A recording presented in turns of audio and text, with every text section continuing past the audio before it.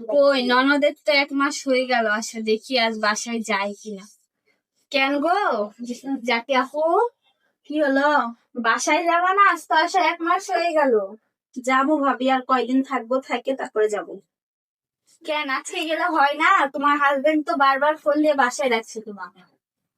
যাবো, আর কয়টা দিন থাকবো, থেকে যাবো। আর দুইটা দিন আরাম সারছি। 2টা দিন তো হলো না, তোমার 1 মাস হয়ে গেল, বলো। আর এভাবে তোমার ভাইয়ের ঘরে আর কতদিন বসে খাবা? 2 দিন পর পর মায়ের বাড়িতে আসে আর বসে বসে খাও। এভাবে কি বসে খেলে? আমাদেরও তো সংসার আছে, ভাবো। তাই বলে ভাবি তুমি আমাকে এত বড় কথা বলতে পারলা? ওই এত বড় কথা বলে 2টা দিন আসে আছি, তাই তুমি আমার সাথে এরকম করে কথা বলছো? ওইভাবে তোমার আমি বলতে যাচ্ছি না, আমি বলতে চাচ্ছি কি, তোমার ভাই একা মানুষ কাজ করে, যে এতগুলা মানুষকে চালায়, তাহলে ভাবো তোমার ভাইয়ের উপর কি এতগুলা বোঝা চাপানো যায়? আজকে আমার হচ্ছে ভাবি আমার সাথে এরকম ব্যবহার করছে। কই আমার বাড়িতে গেলে কই তোমাদের সাথে তো আমি এরকম ব্যবহার করি না। কিন্তু তোমার বাসাতে তো আমরা 1 মাস পরেও থাকি না।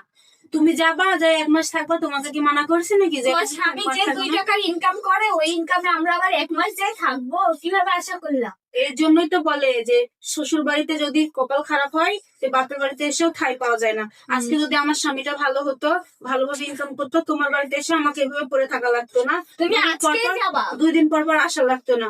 আমার স্বামীটা ভালো করে ইনকাম করে না দেখে আমি এভাবে হচ্ছে একটু আগে 2 দিন থাকি, তাই তুমি আমার সাথে এরকম ব্যবহার করছো। হুম। তোমার সাথে ওরকম ব্যবহার করতে চাই না আমি, ভাবো। আজকে তুমি যাবা, আমরা যাই না, এরাও দেখ। তুমি আজকে বাড়ি থেকে বাইর হও।